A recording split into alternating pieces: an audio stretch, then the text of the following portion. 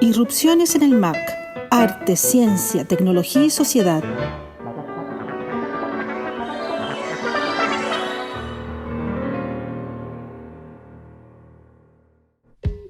Hola, soy Alessandra Buroto, coordinadora de Media MAC Anilla del Museo de Arte Contemporáneo de la Universidad de Chile, y junto a Claudio Muñoz y Mónica Bate te damos la bienvenida a la 19ª sesión de nuestro podcast Irrupciones en el MAC. Esta tarde, las voces de Felipe Kusen, Ana María Bride, Martín Gavins y Pia Sommer dan forma a esta edición dedicada a la poesía sonora.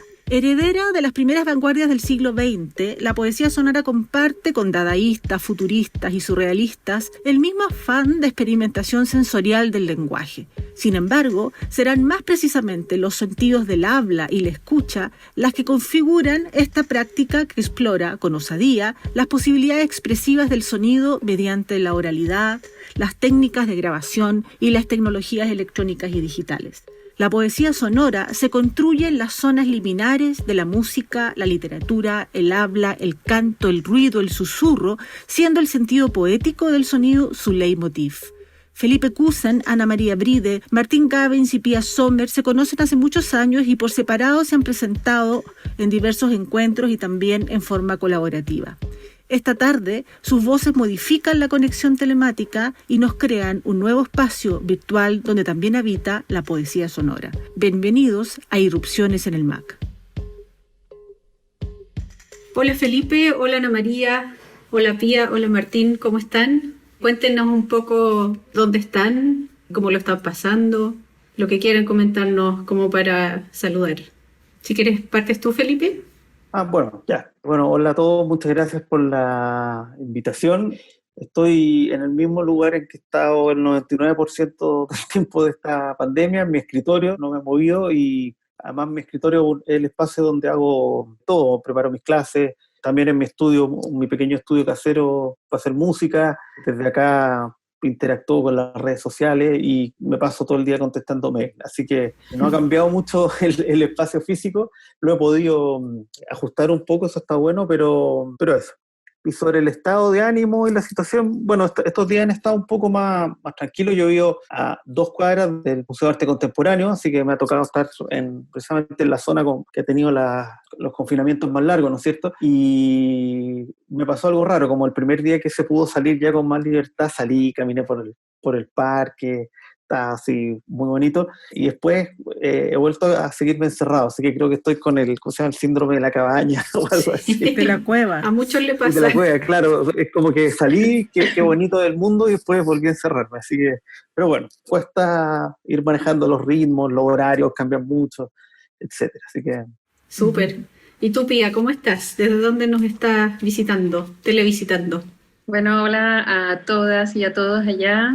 También gracias por esta invitación. La verdad que para mí no sé, me reconforta bastante en esta temporada que ha sido bien dura, poder volver a conectar con gente que ha estado en gran parte de mi camino y la trayectoria que convoca esta reunión, que es la poesía sonora. Y yo estoy residiendo ahora en una ciudad que se llama Mataró, estoy muy cerquita de Barcelona, llevo unos 7 años por aquí más o menos, desde que hice mi paso, digamos, cuando vine a hacer el máster de arte sonoro aquí a Barcelona. Luego ya estuve un tiempo también por una sierra que se llama la Sierra de Guara, donde estuve llevando un huerto y cosas más cercanas a tocar la tierra, que es lo que nos hace mucha falta. Y ahora estoy aquí en Mataró, también asumiendo esta temporada que aquí, si bien se habla de desconfinamiento desde hace unos meses, la verdad que se ha entrado como a otra etapa también de otro tipo de encierros, que son también los personales, y también asumir estas nuevas desconfianzas en las calles. Es una dimensión bastante hostil, la verdad, la que se vive sin entender para ustedes. En este caso, yo no sé cómo irá a transformarse todo allá, que ya estaban viviendo una situación bastante poderosa a nivel de ciudadanía. Volver a retomar las calles, que al final es un poco eso, que es como volver a andar por los lugares donde nosotros nos gusta reivindicar y sentir la realidad paralela, ¿no? Que es desde donde construimos. Así que yo estoy, bueno, aquí asimilando esta nueva dimensión y de alguna manera estoy bien, sí, estoy bien aquí con la familia y todo, pero sí que es complejo, es complicado. no está siendo fácil para nada. Así que eso un poco, los saludo a todos y a todas y agradezco de verdad poder reunirnos aquí hoy para hablar un poquito de lo nuestro. Gracias, Pía. Tú, Ana María, ¿cómo estás? Te veo aquí al centro de todos. Hola a todos, también agradecer la invitación. Yo estoy acá en Limache, también encerrada. Concuerdo con esta imagen de complejidad que tiene esta situación presente, donde, claro, el presente se hace presente en su cuerpo, donde uno tiene que como que reiniciarse cada día para poder levantarse y entender lo que está sucediendo y todas las grietas que se han abierto con eso. No ha sido fácil, como dice Pía también, no es fácil. Y también entendiendo estas posibilidades que hay ahora de encontrarme con Pía, con Felipe, con Martín, en esta nueva versión, ¿no? No es táctil, pero sí uno vuelve a reconectarse y eso también te da un estar en una pertenencia de algo, que ha sido como estimulante también. Eso. Súper. Martín. Hola, ¿qué tal? Bien, yo estoy bien, estuve muy mal, estuve más o menos, ahora estoy bien y ojalá que dure, así es la cosa. Y sí, pues ese eterno presente que era un tiempo nuevo que yo no había conocido en verdad. Y claro, probablemente es de privilegiado poder planificar y poder vivir un poco en función de ciertos proyectos. Uno estaba seteado en eso, ¿no es cierto? Un poco mirando adelante y trabajando con el pasado también. Todo eso floteó, porque ahora estamos en el eterno presente y bueno, estamos viviendo una revolución y es una revolución colectiva y también yo por lo menos quiero que sea una revolución individual. Me pilló en una etapa de revolución personal, así que me pilló en ese sentido bien parado, pero ha sido interesante. Y en estos meses de encierro, la verdad es que también la misma cosa, o sea, ha sido un momento muy importante desde el punto de vista familiar y la verdad es que inigualable. Entonces no tengo nada que quejarme desde ese punto de vista. Y bueno, hemos estado muy cerca de todos los asuntos por distintas razones, así que viviendo muy intensamente todos estos meses desde octubre y también desde el 16 de marzo que empezó el encierro nuestro, Claro. muy temprano. Sí. Claro. Y eso, largo también. pero bien, y sí, y muy contento y agradecido por esta invitación, Alessandra, Mónica, ustedes saben lo importante que son para mí, les tengo mucho cariño, les debo mucho y estoy muy agradecido que me hayan invitado y que me hayan dado esta ocasión de salir un poco para afuera, tomar aire, digamos, porque también estar tanto solo y contento de estarlo, digamos, es peligroso y no es bueno. Uno termina hablando probablemente muchas weas. Entonces, muchas gracias.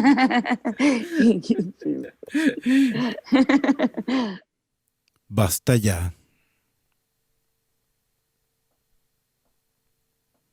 Basta ya.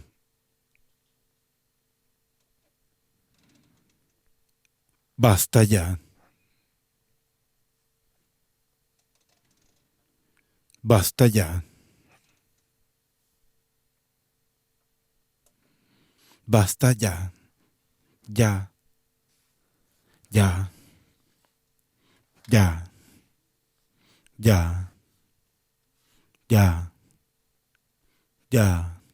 Ya, ya, ya, ya, ya, ya, ya.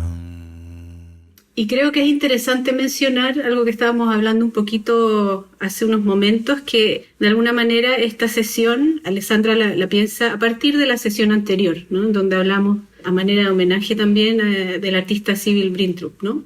Y bueno, y en ese capítulo apareció, por supuesto, el asunto del trabajo con la voz, ¿no?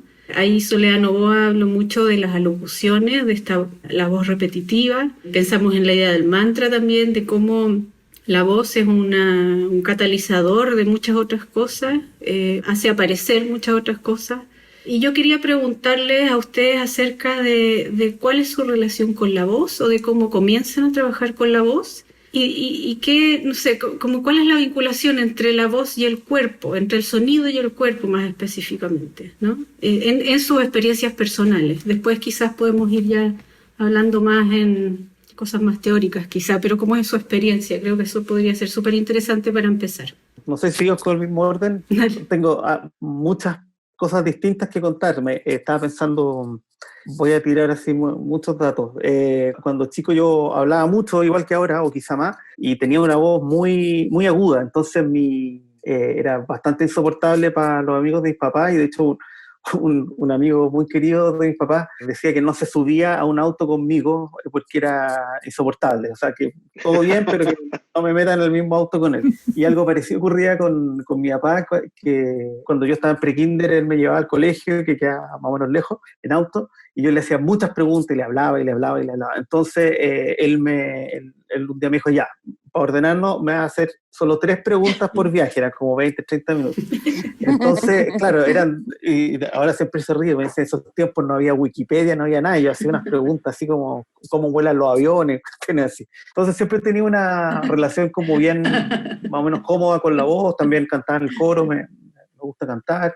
Además estudié música, entonces por ahí tenía como contacto con eso. Y el momento como quizás de más desarrollo de eso fue que durante varios años participé en un coro de una iglesia, de un cura que por supuesto después fue denunciado por abuso sexual, que abusó de varios de mis amigos. Y en ese coro yo era el director del coro, y era una de estas iglesias así como con charango, bombo, con aplausos, como bien.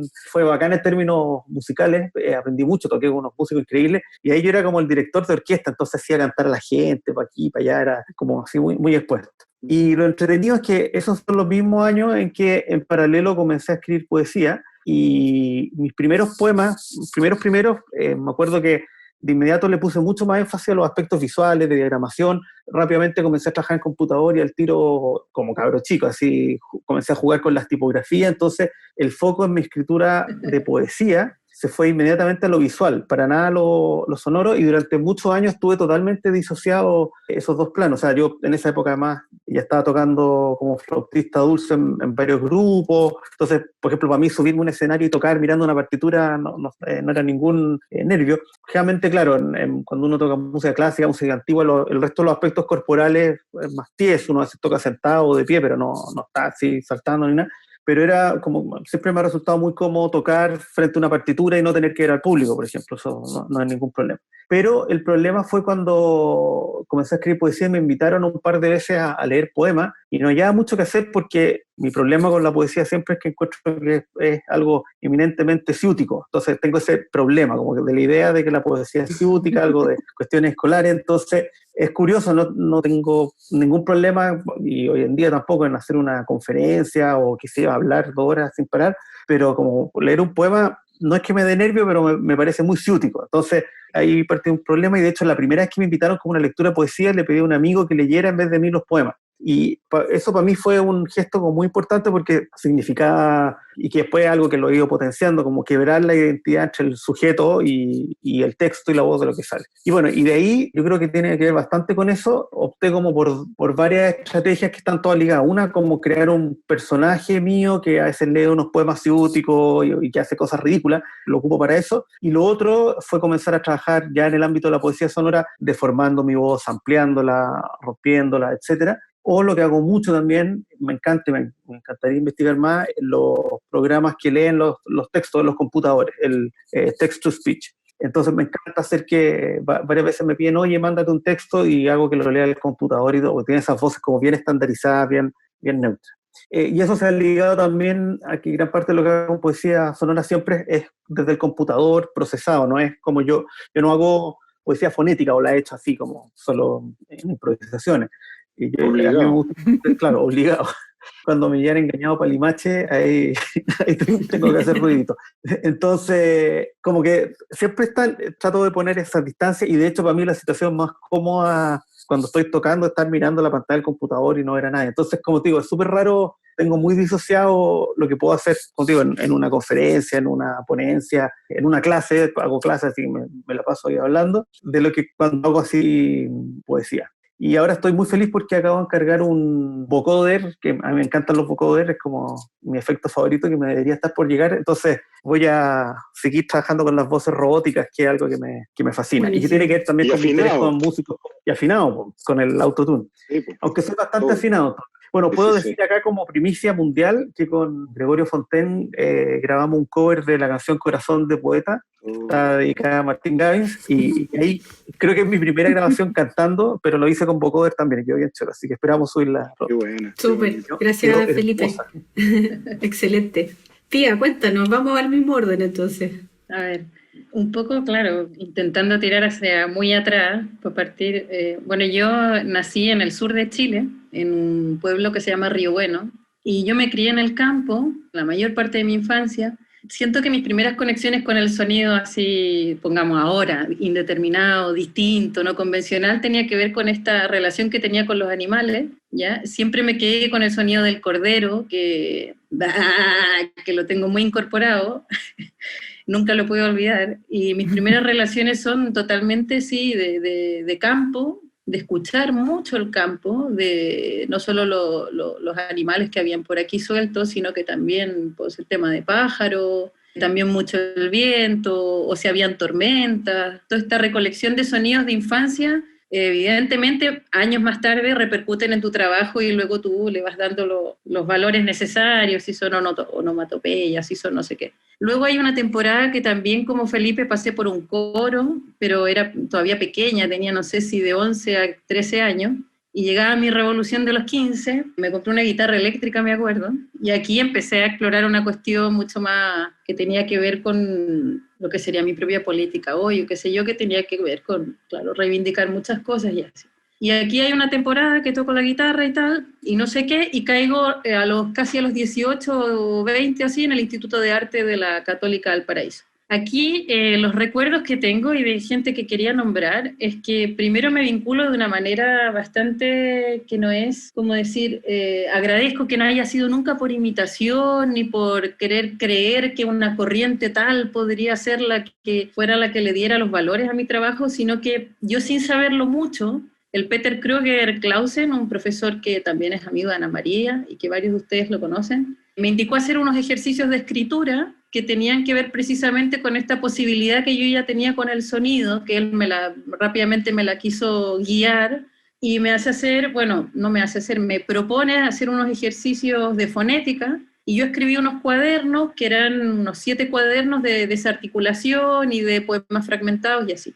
De estos cuadernos hay varios registros, siempre he estado muy preocupada de hacer los registros también, los soportes de grabación, que es en lo último que estoy ahora, de grabación de la voz, ya lo diré, pero estoy haciendo una tesis doctoral sobre la voz fijada, que también he comentado con Felipe, sobre la voz grabada y sus soportes y las prácticas que confluyen aquí. Entonces hice estos cuadernos y aquí, en esta época, antes de salir del instituto, igual antes de los 25 así, aparece Ana María, que Ana María para mí es una mentora, es una amiga y una artista que fue de las primeras que me puso como en la vía de entender también un poco por dónde iban las declamaciones y el trabajo con la voz a un nivel mucho más experimental. Y me acuerdo que, bueno, tuvimos un trabajo conjunto en la Sala Punta Ángeles, que hicimos la lectura de una obra de un amigo nuestro, de Felipe García Huidobro. Después pasó una temporada y tengo una memoria muy bonita de cuando estábamos en Ritoque también, en la sala de música, haciendo pues, también una interrupción bien potente con unos martillos. Aquí entró en escena Manuel Sanfuentes, que luego tengo otro recuerdo que tiene que ver con una lectura con la voz de sus obras en una bienal en el Museo de Bellas Artes que era, creo que se llamaba Triatlón, ¿no? Era creo como el año 2003 o así. Entonces en Triatlón estuvimos haciendo estas lecturas y lo curioso es que eran también martillazos sobre página y era una lectura en blanco, súper difícil de asumir. Yo llevaba muy poquito tiempo trabajando con la voz de forma experimental y fonética, aún no conectada a la amplificación ni a las maquinitas y así. Y claro, un espacio, una temporalidad, me acuerdo, de exploración preciosa. De aquí viene una tesis que ya que ingresa aquí la idea del cuerpo, porque aquí yo estuve en paralelo en una escuela de danza sufís y derviches, una escuela de Ivanovich Gurdjieff en Quilpué, estuve 5 años aquí, y apliqué a una performance para cerrar los estudios de arte en el Instituto de Arte de la Católica. Era una performance que se llamaba 40, porque eran 40 partituras que yo había intervenido de Karl Chensi, de un autor alemán, que eran unas partituras para principiante de piano, y que yo también sentía que era principiante en estas performances de la voz, era el año 2004, 2005, Y me acuerdo, claro, de incorporar estos movimientos derviches y sufís a la propuesta sonora de la voz, y además ingresaba otra propuesta que era una cita a la orquesta de Entona Rumori de Luigi Russolo, que también una curiosidad porque ¿cómo iba a hacer sonar yo esa orquesta ahí? Bueno, y hay un registro de eso también. Entonces construí todas las cajas y tal, con sus amplificadores, todo analógico, con motores que yo misma había puesto aquí, grabaciones y tal. Y me acuerdo que el director de la Escuela de Música, la Católica, pues nos puso muchos problemas para poder hacer esa pieza, porque también llevaba una parte de piano y creía que le íbamos a romper el piano, pensaba que me decía, esta pieza musicalmente, o sea, matemáticamente imposible, ustedes no la pueden tocar aquí. Al final igual hicimos la pieza. Cosa curiosa que años después la Ana María también para una exposición me ayudó a guardar unas partes de estas piezas, de estas cajas en Tona Rumori. Y bueno, sí, hay varias anécdotas dentro de este recorrido y esta pieza se llamaba 40 acciones lingüísticas concretas, montaje sonoro en 4 actos, más un silencio, más un ray. Tremendo título. Era bueno, ¿no? Yo lo pasé súper bien. Fue una experiencia bien No hay para qué escucharla, por ese tipo. potente. Claro. Con eso ya. No. Hay que imaginarla. Y Claro. cuando acabe esta parte aquí en Valparaíso, yo me voy a Santiago una temporada y cuando conozco a Martín, a Felipe, aquí en el Foro de Escritores, que también fue Ana María quien me convidó la primera vez, y ellos un poco también me descubren a mí porque yo me pegué un canto de un gallo aquí, estábamos todos leyendo poesía, y yo, ¿qué cree que? Me pegué un canto aquí y creo que entre todos pues nos empezamos a comenzar a relacionar también en esto que en esos años en Chile estábamos un poco comenzando. Entonces luego, bueno, hay otra temporada, yo me vengo a Barcelona, hago el máster de arte sonoro, y ahora sí que viene una vinculación al tema de máquinas, a la parte del cuerpo ya más, lo que llama Martín como le dice, las ortopedias, ¿no, Martín? Las ortopedias que utilizamos para trabajar, las extensiones de nuestra voz. Y aquí las performances sí que se empiezan como, yo mucho he estado trabajando en un sentido colaborativo con varios artistas y artistas de aquí, con los que también se trabaja pues desde otros instrumentos que no sea solo la voz. Bueno, para resumirlo un poco, al final estoy ahora en la tesis doctoral de la voz fijada y los voy a entrevistar a todos ustedes en algún momento. Y tiene que ver con eso, con prácticas artísticas, vocales, no convencionales y que están ligadas a algún soporte de grabación y de fijación de la voz. Más o menos por aquí. Todos los animalitos que he tenido que juntar en mi granja. Bueno, José Manuel Berenguer trabaja mucho en torno a eso. Sí. Con ellos hemos hecho trabajos de espacialización de la voz, por ejemplo, la voz multicanal, hemos trabajado con él a más de 16 canales de la reacción multicanal en espacios abiertos, somos muy amigos con él. Y lo otro también con el Federico Eisner en Chile, también hemos estado haciendo trabajos este año porque él también lleva una tesis doctoral similar que trabaja sobre la voz. Hay varias colaboraciones, la verdad, y eso es súper interesante para entender una actividad que igual siempre está transformándose, que como dices tú, en algún momento la poesía sonora se empezó a vincular a los nuevos medios. Entonces eso igual es rico. No, y además, si me permite interrumpirte, Pía, un segundo. Sí, no, y adelante, doy el pase que he hablado un montón. Solo para contar que la Pía era la curadora, co-curadora designada para el Festival PM que se iba a realizar este año, pero que no se pudo realizar, en primer lugar porque no se ganó los fondos. El Fondo del Libro estimó que este año no era merecedor del fondo para festivales, pero después vino la pandemia y todo lo que sabemos, pero la Pía estaba, y el festival iba a tener como tema o como foco la voz. Justamente la voz, y entonces la lista de invitados consideraba puros poetas, músicos que enfatizaban el trabajo vocal con la voz, y eso se va a mantener probablemente en la próxima edición que podamos hacer. La voz ha sido un tema súper importante para todos los que conformamos este grupo de intereses, ¿no es cierto?, por estos asuntos. Súper.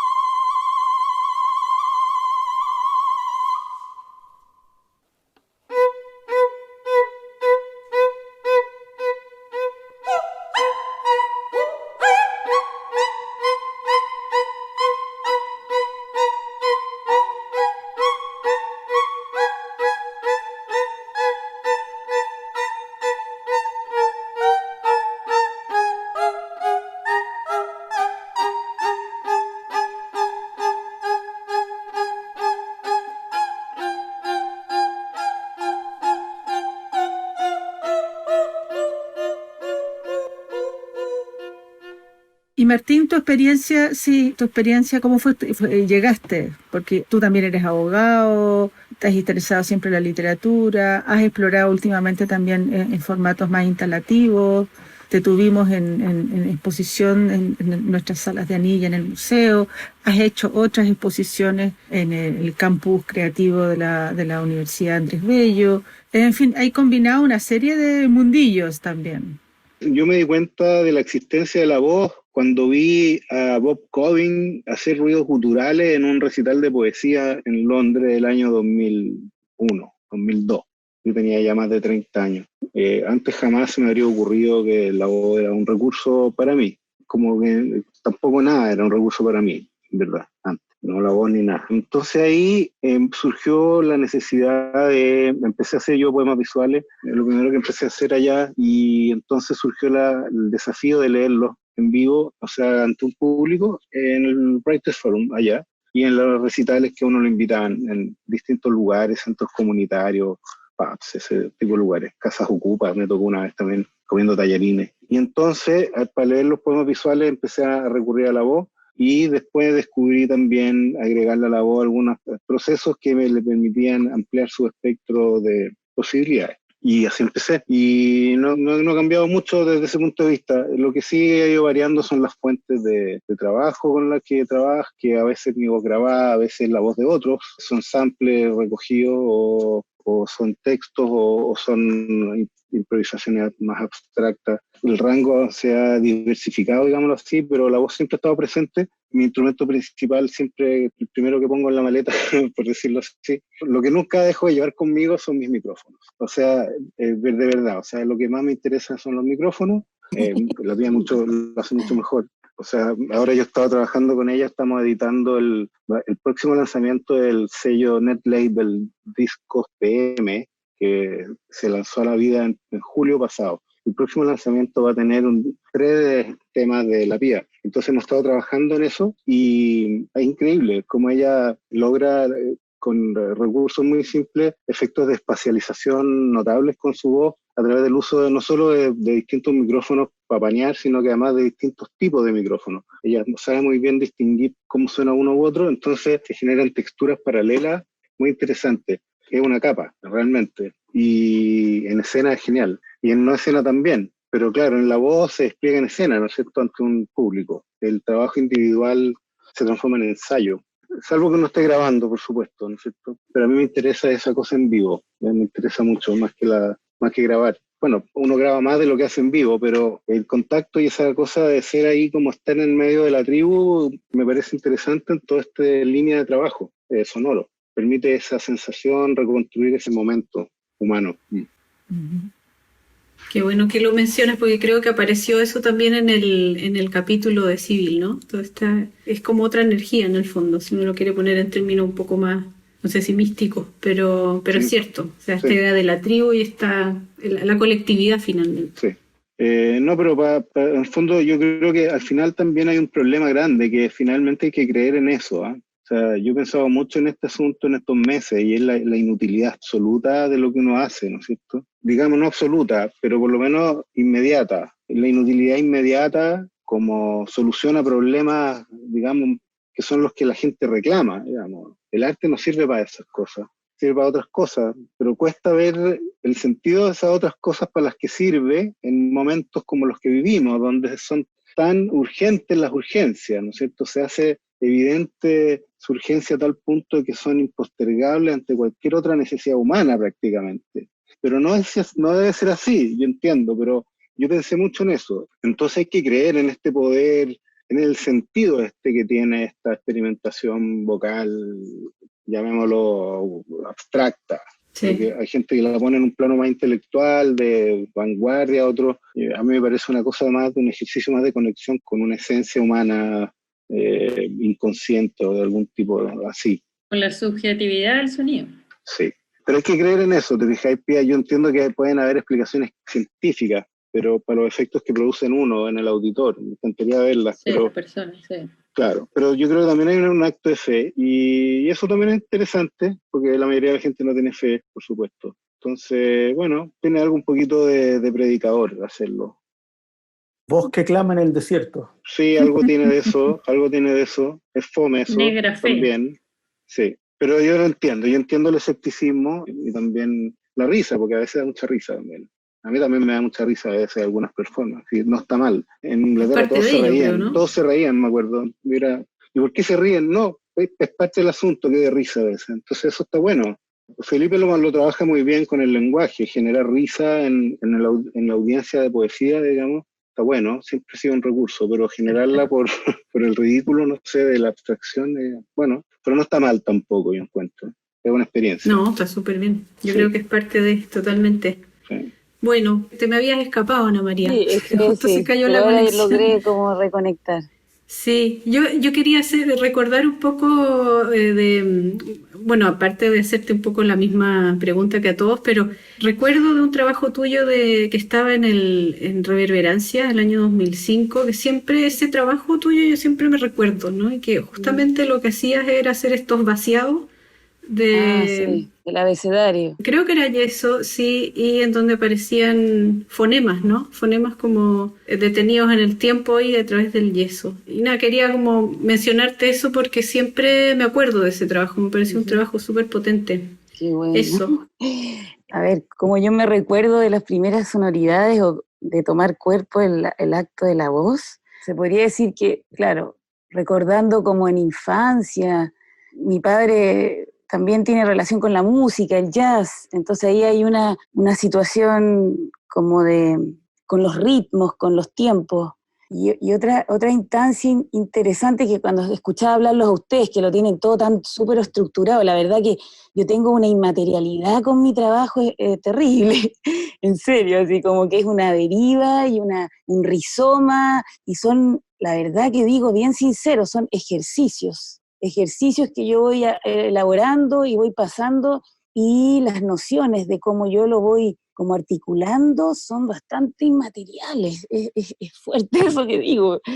Entonces, claro, yo recuerdo ahora de haber ido a la Universidad Federico Santa María, una obra de teatro de unos alemanes. Me acuerdo que mi padre salió indignado porque hacían puro ruido y era totalmente abstracta y no había diálogo. Era una hora escuchar a un tipo que hacía un monólogo con ruido y yo lo encontré fascinante. Y era chica, tenía como, no sé, quizá 12 años.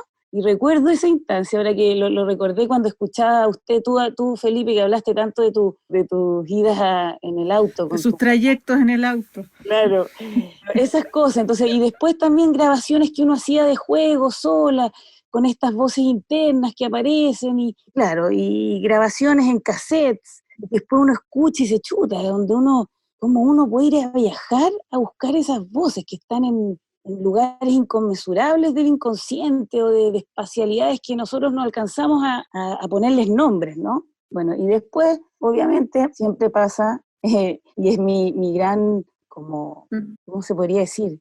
Pertenencia, que fue el Foro Escritores.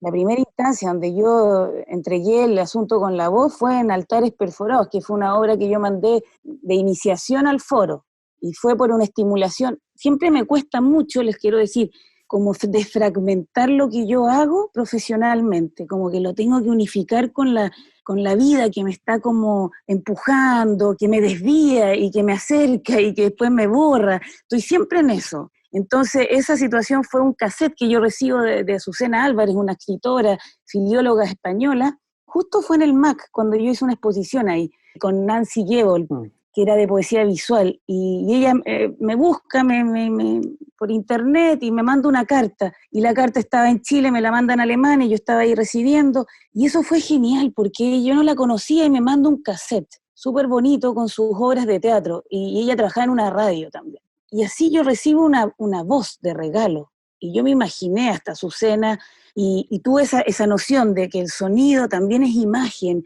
o esa posibilidad de imaginar algo que no está, pero está, y así fue como dije, ya, al foro tengo que hacer esa iniciación, tengo que mandarles mi voz, y que nadie me conoce, que es genial. Entonces hice ahí un trabajo que hice en un estudio en la Universidad, en la Facultad de Münster, donde yo estaba ahí justo en residencia, y ahí comenzó también, y la verdad que esa inmaterialidad la sigo haciendo, pero de manera muy, claro, son me comunico mucho por audio, por WhatsApp. El Martín es un poco el que está condenado a recibir esos audios con reflexiones sonoras. Y yo creo que es un poco esa inmaterialidad de mi trabajo que va a la par con la vida. Pero tú también tienes una conexión con la música, pues Ana María, que aparte que tienes una voz privilegiada, tocas el piano, entonces también has cantado, también tienes una experiencia de canto, de entrenamiento vocal, que no es solo que salió, digamos, desde la ducha directo al Foro Escritores. Sí, puede ser, sí. El piano, sí, lo tengo, chica. Sí. Yo me acuerdo también de una instancia que tuvimos con Ana María cuando fui a su casa, una de las primeras veces. Hicimos una composición improvisada, pero que la escribimos. Hay una partitura que yo todavía tengo y conservo con mucho cariño.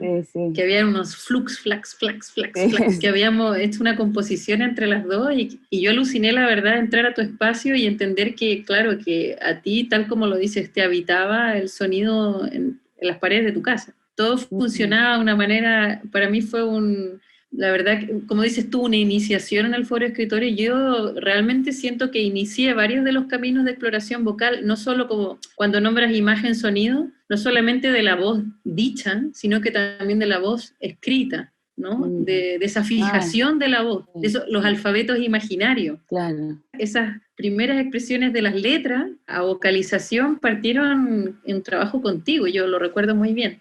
Muy importante. No, y además la Ana María tiene, yo creo que está en un linaje que en Chile es muy importante, que llamémoslo así, ahora quizá uno puede empezar a construir una tradición ya, pero hay una tradición, un linaje de susurradoras en Chile, que está la la Cecilia Vicuña, que es una susurradora increíble, ¿no es cierto? Está la Sibyl, en ese planchado. Ella está haciendo ese canto que es como un susurro, ¿no es cierto? Ese famoso planchado que es increíble.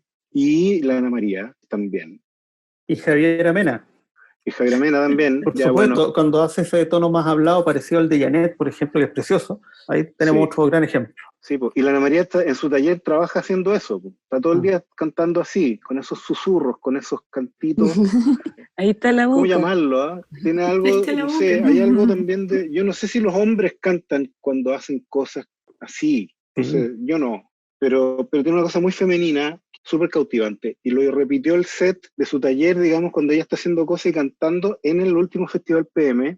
Lo hizo en vivo en el escenario y las invito a todos los espectadores del universo que van a ver esto, salvo que venga el apocalipsis entre medio, que es lo último que faltaría. Apocalipsis, no. Entonces que vean esa performance de la Ana María, porque ahí replica ese encanto de escucharla a ella trabajar, pero con una cosa visual de escenario. Entonces es la raja. Y está en YouTube, en el canal de Festival PM. Y hay también una vuelta a eso, o sea, no vuelta, pero también hay otras generaciones que han estado explorando, estoy pensando en la Ana María Estrada, ¿no? Que muy temprano, desde las artes visuales, se mete a estudiar, en el fondo hace su tesis, después también está haciendo su magíster, está haciendo su doctorado en la Politécnica de Valencia, y últimamente el trabajo de Ana María está centrado en la voz y en los susurros. Me acordé a propósito de los susurros. Hay un tema con los susurros que es muy bonito en la poesía sonora chilena. Las manos sobre el rostro. Canto primero. Canto primero. Las manos sobre el rostro. El susurro en un oído ajeno. El susurro de un nombre. El susurro en un oído ajeno. La voz de un nombre. Canto primero. Otro tono. Otro tono.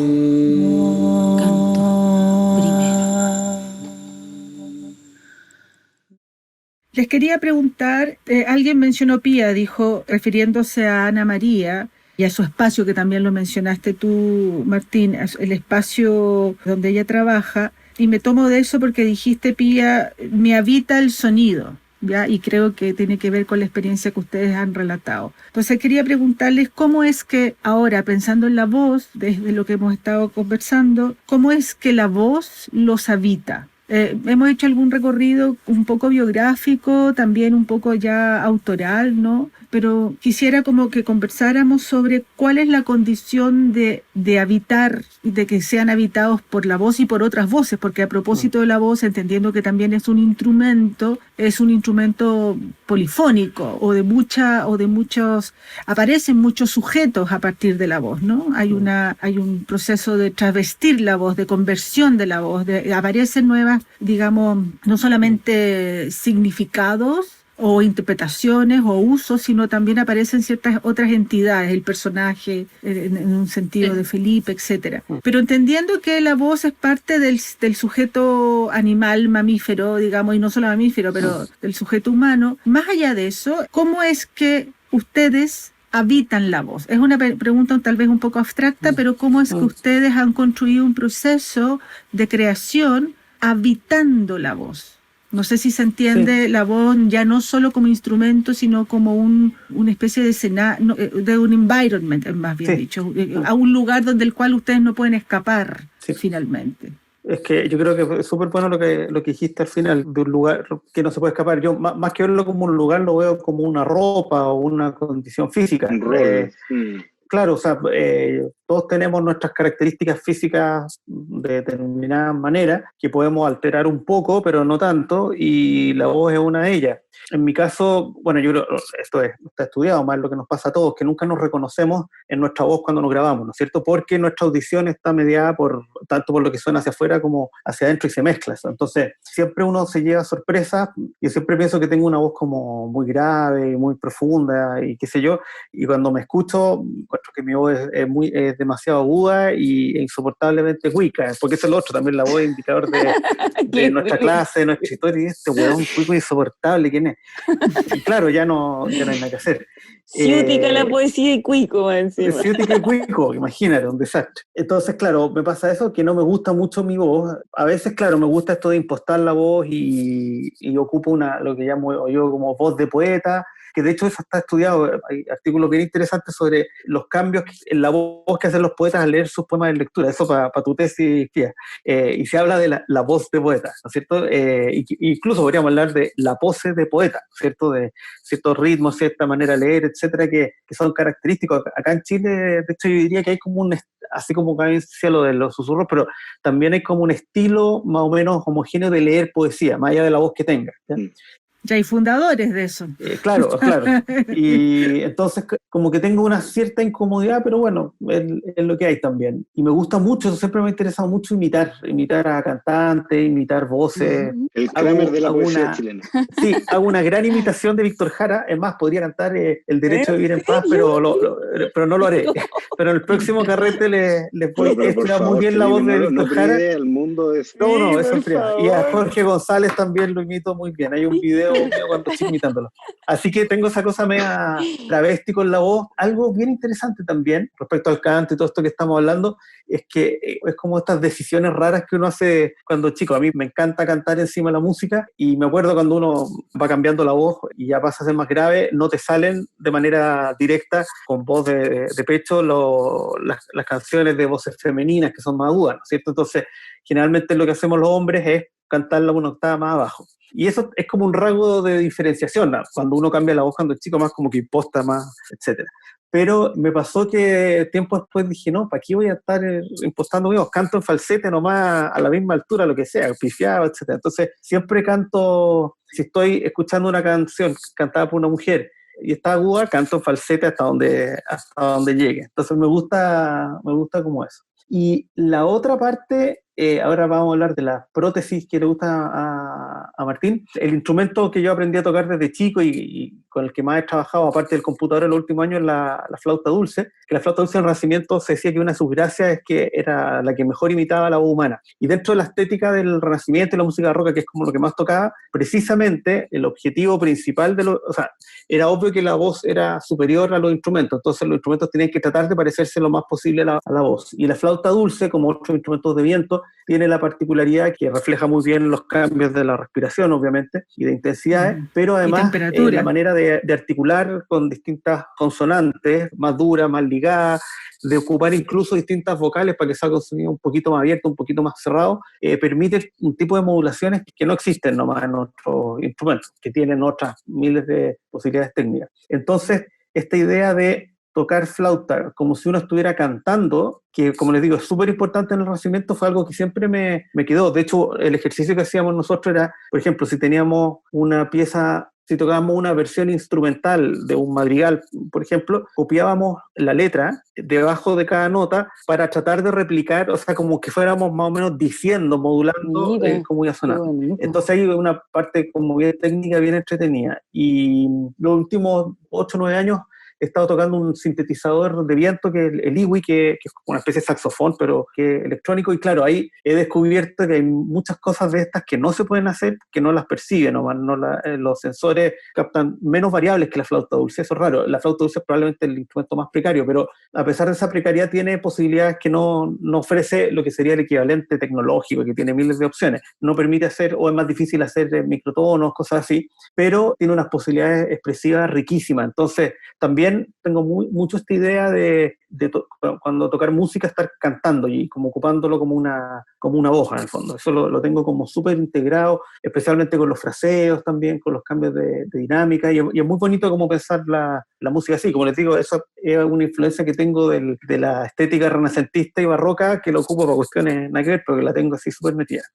Qué bonito. Y a ustedes, los demás, o sea, a Pía, Martín, Ana María, esto de habitar la voz, lo tomamos de la descripción que hace Pía de tu mundo, digamos, Ana María, donde aparentemente se le hizo muy evidente esta acción de habitarse. Mira, justamente cuando dices la palabra mundo, porque esto es lo que tenía yo un poco en la cabeza ahora, cuando comienzo a trabajar con la voz siempre tenía la idea de cuál era mi intercambio con el mundo. ¿Qué intercambio hacía yo? A partir de aquí, desde algún momento desde la trayectoria me he acogido a que la experiencia de mi voz es una voz muy política y una voz muy dolorosa. Es una voz que cuando performa se duele a sí misma. Todo mi cuerpo y mi ser invoca un estado doloroso, que es de donde empíricamente salgo. No siento que, por ejemplo, una vez estuve en una entrevista también con la Cecilia Vicuña, ahí también en el Bellas Artes en Santiago. Ella venía a hacer su exposición Venceremos, no me acuerdo bien. Pues hicimos una entrevista donde ella hablaba, retomando un poco atrás lo del susurro, porque hablábamos del efecto borrón que tenía la memoria histórica en Chile, la memoria política, y ella decía, con el susurro lograremos cambiar algo. Con el susurro amoroso, con el susurro afectuoso, lograremos cambiar algo. Y yo de alguna manera me fui al otro extremo, que no era el susurro, pues, sino que era el grito y la posibilidad de que la voz se abriera y se descarnara para poder decir algo. Eso es algo que no me ha dejado de habitar nunca desde hace muchos años y hasta ahora. Otra cosa que... Además, Pía, perdona que te interrumpa, tú igual trabajabas en El Ciudadano, ¿no? Exactamente. Eso es importante, yo creo, ¿no? En tu formación de esa situación política tuya, como esa visión. Sí, bueno. El diario El Ciudadano, que es un medio alternativo que sigue existiendo y que llevaste con tu hermano y con el Luis, ¿no? Sí. Pero en principio de todo yo creo que está más la música antes que el periodismo y antes que todo esto. O sea, intrínsecamente sí, lo toca, está ahí. Yo tuve una práctica periodística ligada a la música y a la escritura bien larga, pero el sentido, por ejemplo, musical en la vida desde el principio, lo que uno escucha cuando es pequeña, ¿no? Que incluso se cuestiona siempre, ¿no? ¿Dónde nació el punk? ¿En Perú o en Londres? Y uno quiere ir con esa fuerza que tiene o en Concepción. Bueno, ahora estoy en un proyecto con un penquista, con Iván Molina, baterista ahí de Matorral, Santos Dumont. Estoy trabajando con él ahora. De hecho tenemos una performance en el Convent de San Agustín ahora pronto, también de desarticulación de la batería, desarticulación de la voz. Pero quería decir, estas cosas que nos habitan, en mi caso, muy políticas, porque tiene que ver con un trabajo de intercambio que hacemos, vienen desde este dolor, pero también vienen de una cosa que yo llamé muy básico, los cantos antilíricos, que venían de unos estudios que me habían impuesto de canto lírico, directamente mis padres, porque bueno, que tú cantas muy bien y no sé qué, y estuve un tiempo en Viña del Mar en un conservatorio intentando hacer lírica, y luego me di cuenta que esta caja de resonancia, esta musculatura, que en todos los casos y fisiológicamente hablando, la voz es una colaboratividad entre musculaturas, huesos, ligamentos, que funciona de forma simultánea para que la voz salga. A partir de aquí yo abrí la caja y siempre he estado trabajando de este lugar que es de reivindicación y de dolor a través del sonido, ¿no? A través de estos cantos subjetivos, de estos cantos no convencionales, experimentales y así. Y lo último que, bueno, que no me deja de habitar nunca, es que me hice una hermandad siempre con un poema del Samuel Beckett, del cómo decirlo, y siempre estaba con el cuestionamiento, ¿no? De cómo decir esto, cómo decirlo, cómo no, un poco ahí. Y luego agregué, sí, el dónde decirlo y qué decir.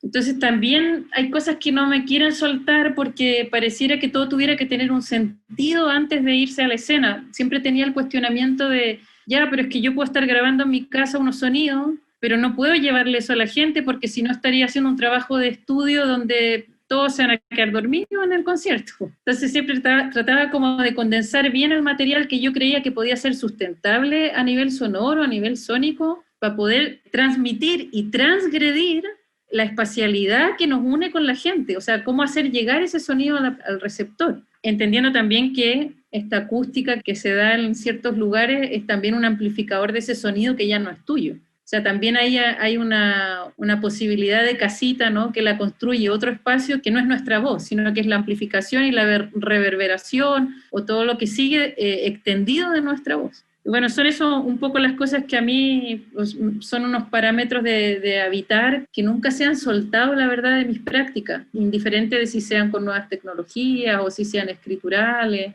o si sea leyendo poesía, que también me dedico a escribir poesía pura y dura, pero que siempre la voz está ahí. Y lo que decía Felipe es la voz de la otra, ¿no?, del otro, que se expresa y que tiene un decir, que tampoco es el que uno usa en casa todos los días. Pues igual es muy bonito entender que la voz también sea la voz mental, la voz musical, la voz política, no sé, tiene varias aristas, es interesante. No sé, eso, más o menos. Clarísimo. Vamos, Martín.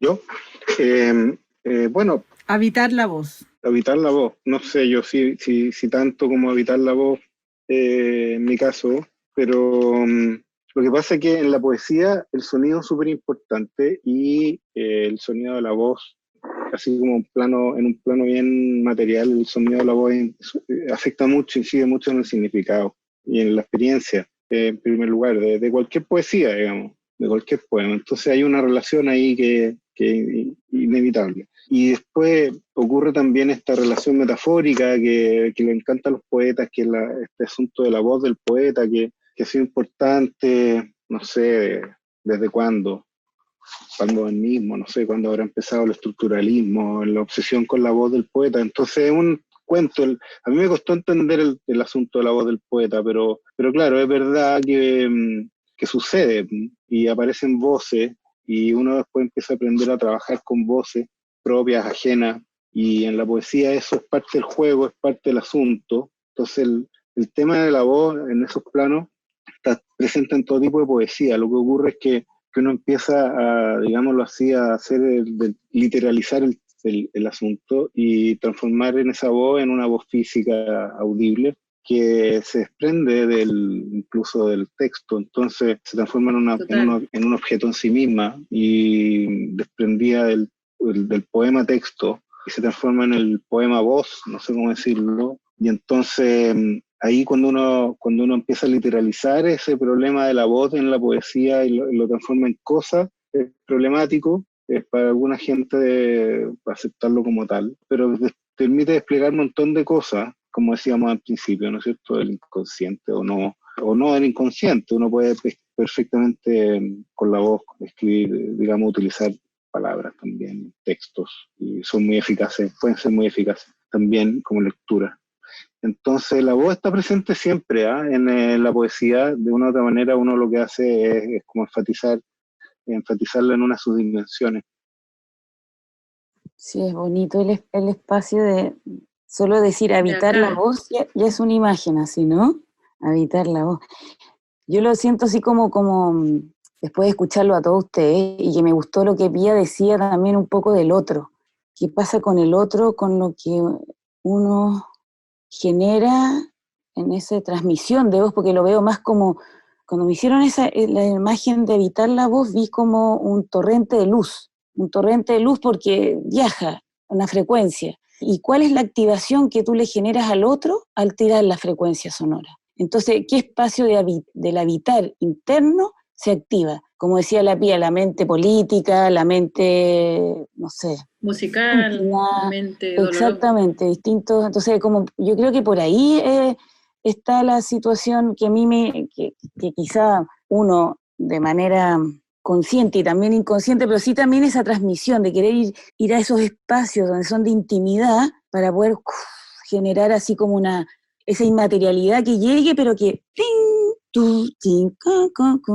empieza a abrir eso. Empieza a abrir lo aleatorio, la RAM. Lo aleatorio, las percepciones que suceden, como Y todo ese ya no rizoma que está en también uno, que no está en uno, Pía. pero sí hay que uno al estar en ese habitar, es tan potente entrar en ese lugar que sí hay una conexión con el otro, en ese lugar. Es tan íntimo que yo creo que sí se conecta porque uno está conectando de una manera inmaterial. De nuevo estamos hablando de situaciones totalmente de oralidad, la oralidad como lugar de encuentro, de escucha. Sí.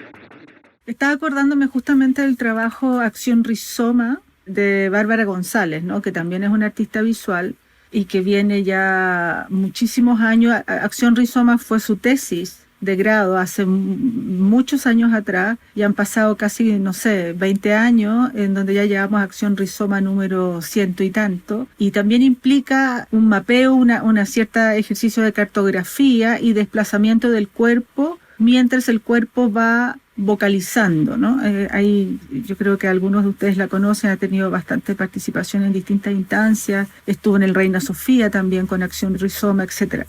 Quería llevarlos un poco a partir de esto, tal vez como ya entrando en la última etapa del programa, antes de la improvisación, que nos ayudaran un poco a definir qué es esto de la poesía sonora entonces, ¿no? Uh-huh. Ya hemos dicho varias cosas, su vinculación con las tecnologías, cómo a nosotros nos parece muy natural que lo incorporemos desde el campo que nosotros estamos desarrollando en el museo, pero también hay ciertos rasgos históricos que por supuesto han ido empujando diversas escenas. Ustedes creo que representan súper bien la conexión con otras escenas del mundo de la poesía sonora, Alemania, Inglaterra, España y Chile, ¿no? O sea, también tierra de poetas, digamos. Entonces, ¿cómo podríamos definir entonces, a partir de lo que hemos conversado, esto de la poesía sonora que siempre tiene este vaso comunicante con lo visual? También lo hemos mencionado. Chile, país de poetas sonoros, vamos a empezar a decir. Porque Martín hablaba de un cierto linaje sí, ¿no? Sí, es importante eso que dice Martín de un cierto linaje que puede verse en, bueno, la Cecilia Cuña, una artista multidisciplinar, interdisciplinar, ¿no es cierto? No está fijada únicamente en en la literatura, donde además tiene un lugar como que muchos no entienden muy bien, ¿no es cierto? Pero creo que es bien interesante que acá en esta reunión estemos personas que provenimos de la música, como en mi caso, de las artes visuales y de la literatura mezclado. Y también Martín ha trabajado bastante en artes visuales. O sea, yo creo que para todos, y esto es bien importante acentuarlo, al menos en mi caso, ninguno es solo poeta sonoro. Yo no conozco casi ningún poeta sonoro que se dedique únicamente a eso. Quizás algunos como que en términos profesionales y que son más famosos y dedicados a esto, como, no sé, Jack Blanc, por ejemplo, que él sí tiene una trayectoria súper fuerte, pero él también tiene trabajo visual, es músico, él de hecho siempre dice que creo que era saxofonista y llegó a la poesía sonora desde ahí, no es alguien que escribió poesía escrita y de ahí se pasó esto, y hay algunos que han llegado a la poesía sonora desde ahí, desde las técnicas vocales extendidas, qué sé yo, entonces a mí en general lo de poesía lo pongo siempre bien entre paréntesis porque me parece que muchas veces sencillamente no le añade mucho a lo que estamos haciendo. Sí creo que hay una cuestión ineludible que es que el hecho de que estemos haciendo obras centradas en el sonido y que tienen texto, bueno, eso claramente es una condición distinta a hacer un canto, por ejemplo, que sea solo notas, ¿no es cierto? Que no tenga ningún elemento como distinguible. Entonces, eso sí, obviamente añade. Claro, y yo ahí pondría eso. Creo que la diferencia está más en la expectativa que lo que estemos produciendo nosotros. De momento que nosotros estamos emitiendo palabras que son reconocibles, bueno, ahí la cabeza del auditor se ajusta un poco más a eso. Y yo creo que ese tipo de expectativa es algo con lo que todos tratamos de jugar bastante, especialmente cuando estamos en instancias más propias de la literatura, ¿no es cierto? Si hacemos esto en un recital de poesía, es muy distinto que hacerlo en la Bienal de Artes Mediales, por ejemplo, se entiende, aunque hagamos exactamente la misma pieza. Y a mí algo que me ha gustado siempre mucho es jugar con lo que hablo como de fragmentos o de, ¿cómo era? Como de rastros o fantasmas de palabras, así como algo que uno dice, parece que está diciendo algo, y parece que es una voz, pero podría ser eso u otra cosa. Ese límite a mí me gusta mucho, pero obviamente no es la única manera de hacer poesía sonora. Hay poesía sonora o fonética incluso que funciona súper bien con palabras inventadas, como el canto 7 de Altazor de Huidobro, o otras que funcionan con palabras totalmente legibles, pero trabajan tanto con la repetición, por ejemplo, que también crean un efecto sonoro importante. Entonces también esas posibilidades también bien abiertas. Y bueno, y sobre lo de las influencias en general, también me gustaría añadir que, claro, están algunas referencias en Chile, pero creo que para todos ha sido muy importante la experiencia de estar de hecho, nosotros cuatro todos hemos pasado temporadas más o menos largas viviendo en distintos países, en Cataluña, en Alemania, en Inglaterra, y hemos formado parte de circuitos internacionales que son súper dinámicos. Esto también es interesante porque, no sé, la cantidad de poetas sonoros que conocemos en otros países, o poetas experimentales en general, es mucho mayor a la que conocemos de poetas normales o narradores, porque son circuitos muy chicos, pero muy conectados, muy dinámicos. Ha servido mucho también, no sé, por Martín Baquero, que es uno de los iniciadores de esto en nuestra generación, que vive en París, está súper conectado con mucha gente, y dentro de las posibilidades de nuestro trabajo, yo creo que la poesía sonora es algo que tiende mucho a los contactos internacionales, precisamente más allá de la lengua. Eso es lo interesante, ¿no? Que se saltan los problemas lingüísticos y vamos para adelante con los ruidos, con los sonidos, etc. Por eso es interesante hablar de la voz, porque pareciera ser que es un acto del habla. Sí. Más que de la lengua, evidentemente. Exactamente. Como que se traspasa ese umbral. Y eso es algo que ya estaba en los futuristas rusos, ¿no es cierto? Los futuristas rusos tenían esta visión utópica de la poesía sonora, del lenguaje sound, porque pensaban que iba a permitir un tipo de comunicación más allá de los distintos idiomas. Entonces, interesante, claro, ¿no? Eso obviamente no se cumplió tal cual, pero algo de eso queda todavía. Sí, ahí está lo del lenguaje transmental. Exacto, el lenguaje transmental. Este sound transmental, irracional. Sí. Para mí también la poesía sonora, si tiene algún gesto, tiene que ver con ese fantasma, esa fantasmagoría de la imagen. Imagen, imago, fantasma. Ese lugar donde muchas veces cuando trabajamos materialización de las voces, una vez que las hemos grabado, por ejemplo, una vez creo que lo hablamos también con Felipe, que arroja, claro, unos espectros y unas imágenes que corresponden a esas sombras de la voz, a esos lugares que son incluso invisibles según como que las grabaciones, y a qué nos podemos acoger. Yo diría, por poner dos de los conceptos que hemos hablado ahora, para mí tiene que ver con repetición y con resistencia. Yo ahora último voy a trabajar una pieza también que reúne un poco también el tema del cuerpo con lo derviche y el giro de varios minutos, y que tiene que ver con una voz grabada en megáfono con giro, que responde a lo de la artista también González, ¿no? Que yo a ella no la conozco, pero que las nombraste, y que he visto su trabajo, no la conozco, digamos, físicamente, pero sí he visto su trabajo en las redes y así, y que tiene que ver con ese trabajo del cuerpo, porque no me puedo desentender del trabajo de poesía sonora del cuerpo, porque es lo que decía, una colectividad fisiológica para poder realizar el ejercicio, los ejercicios que también dice Ana María, son ejercicios. Entonces digo repetición y resistencia, y también digo, claro, no sé, una voz que está ligada a un lenguaje espectral, que tiene como decía el Peter Kroeger, sus familiares artísticos, ¿no? Para mí el Henry Chopin es como cuando dicen se abre la bisagra, y antes de la poesía fonética estaban los futuristas, los Saum, los Dada, Schwitters y tal, y luego al existir la grabación y la amplificación de la voz, comienza todo esto que es la sonora, la poesía sonora, y aquí está Henry Chopin, digamos, a posteriori de lo que sería el estudio de los caligramas de Apollinaire, o lo que dice Felipe de Huidobro, que realmente sí es un trabajo fonético de unidad básica del lenguaje, de cómo suena cada unidad, y cómo nosotros nos hemos acogido a la parte más sonora, que a lo mejor tiene que ver ya con la amplificación de la voz, la grabación de la voz, las ediciones de la voz, según qué formato. Un poco para mí, pues, viaja por ahí, más o menos, lo que podría ser los tintes de la poesía sonora. Y también lo de las escenas que nombraba Felipe, también estoy de acuerdo, que es bien transversal. Interesante que ocurra eso, porque siempre estamos con los cuestionamientos de si las cosas son muy estrictas o se vuelven muy crípticas según qué práctica, y la poesía sonora tiene una proyección, una apertura que es interesante para nosotras y nosotros para poder trabajar, algo así. Martín o Ana María. Sí, yo estoy muy de acuerdo con todo lo que han dicho. Siempre es complejo lo de las categorías en el arte, pero claro, existen, y por algo existen, no es un capricho. O sea, tiene algo de trampa llamarlo poesía, por supuesto, porque es medio tramposo, también tiene algo de provocador, también tiene algo de inexacto, pero se le llama poesía. Mucha gente la llama poesía y no por capricho. O sea, hay un elemento conectado con el lenguaje que realmente lo hace distinto de la música, y bueno, no distinto porque comparten terrenos, pero bueno, tiene un nombre anclado en la poesía precisamente, yo creo, porque su foco principal, digamos, son cuestiones acerca del lenguaje. Pound, ¿cómo es que es la definición de poesía de Pound? Que es el lenguaje cargado de significado al máximo. Claro. ¿Sí? Y también Claro. News That Stay News.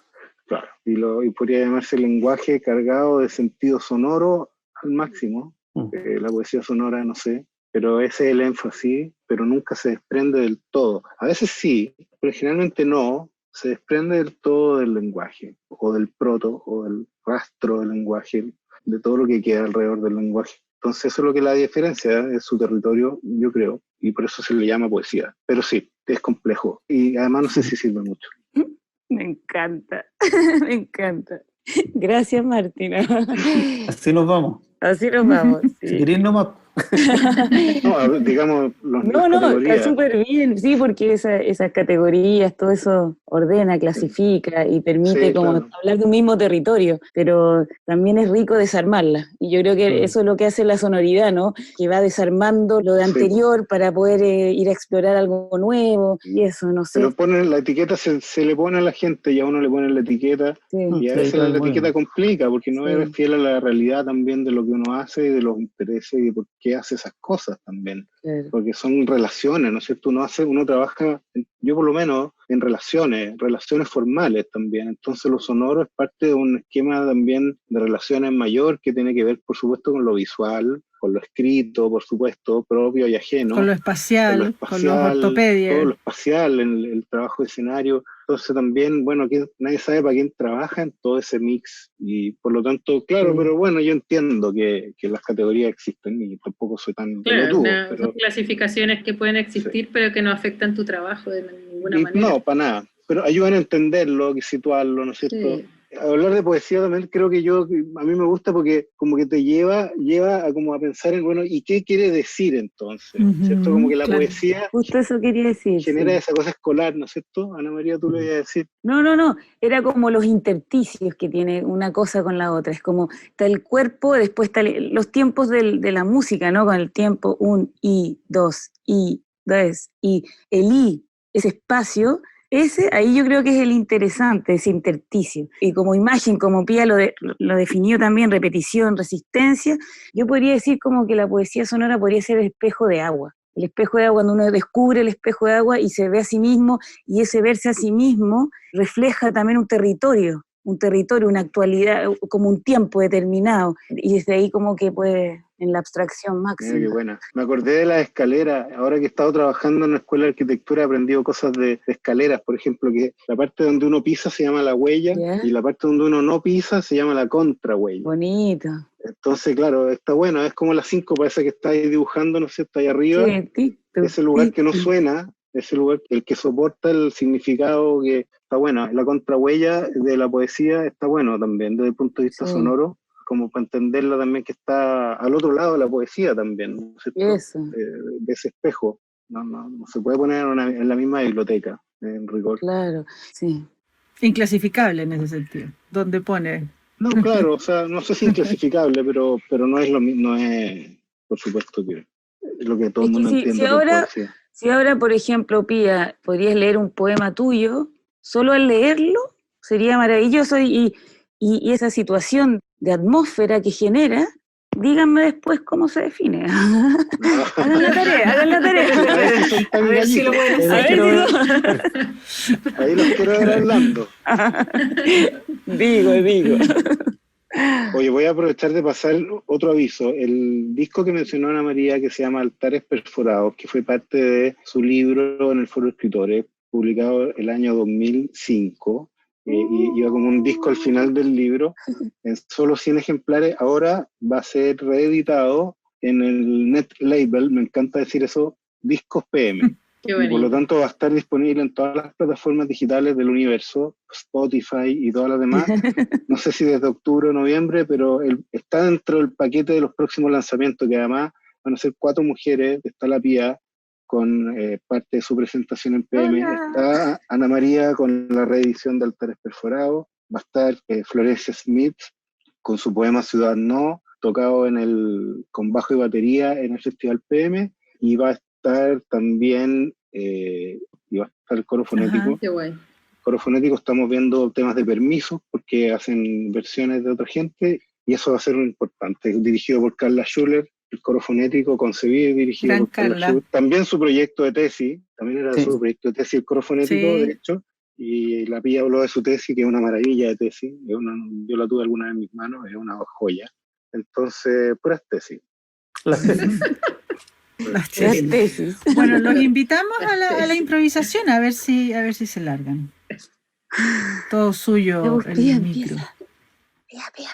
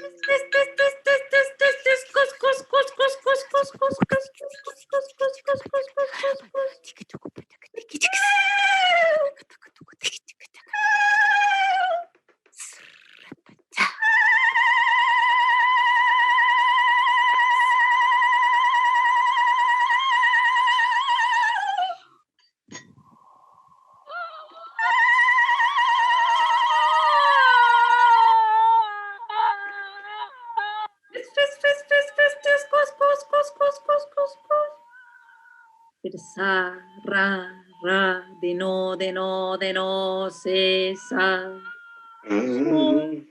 No, do, go, go, go, mjusti, tacto, bonos, fobi. Netrama.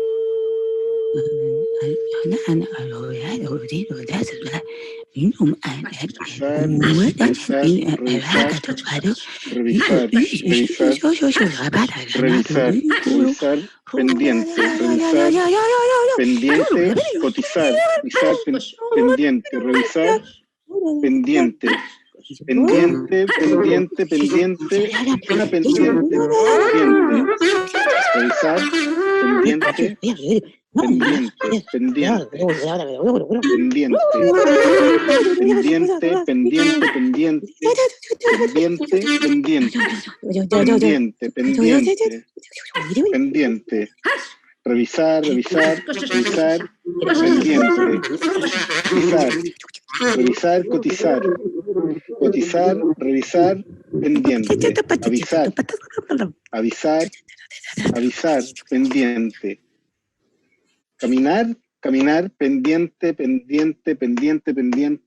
caminar, pendiente, caminar, Bien. revisar, cotizar, pendiente. Reiniciar. Pensar. Reiniciar. Reiniciar. Reiniciar. Reiniciar. Reiniciar. Iniciar. Iniciar.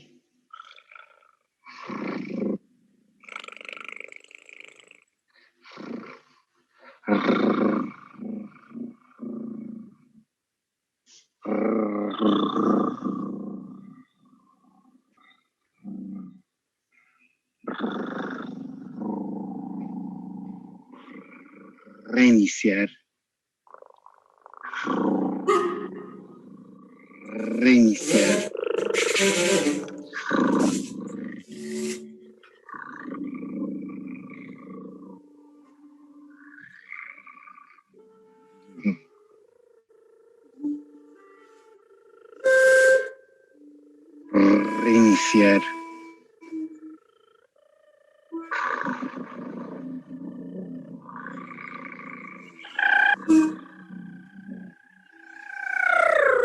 Iniciar.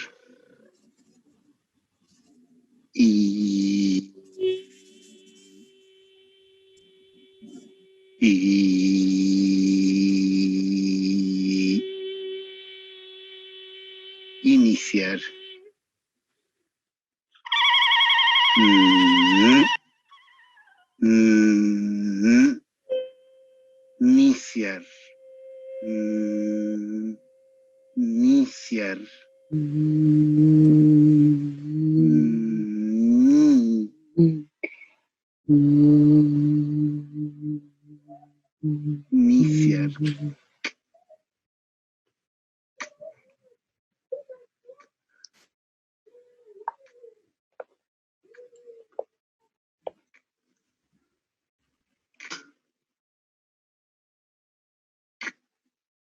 Ciar.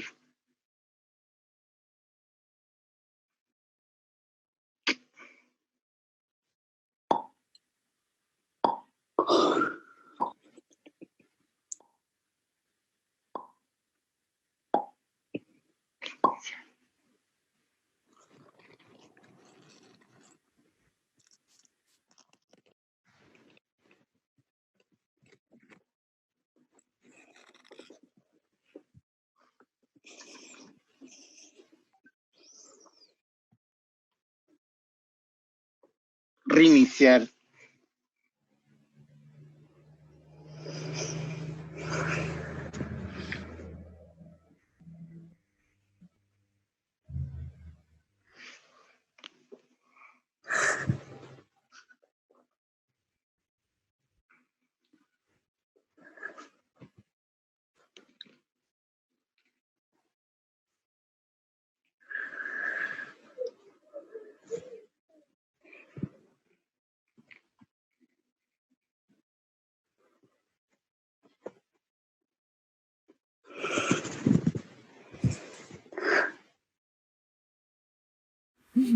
Bien.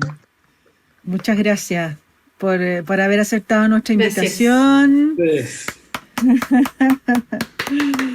por estar con nosotros hoy día en este grupo maravilloso que fue tenerlo en este viaje por la voz en esta sesión de Irrupciones en el MAC. Muchas gracias. Gracias. Oye, yo Gracias. quisiera decirle a la Pía, al Martín y al Felipe y a ustedes también. Muchas gracias. verla así, Gracias a verla. todos. Yo también, Sí. a todas y a todos. Buena. Qué bonito Nos poder veremos. escucharlas y escucharlos.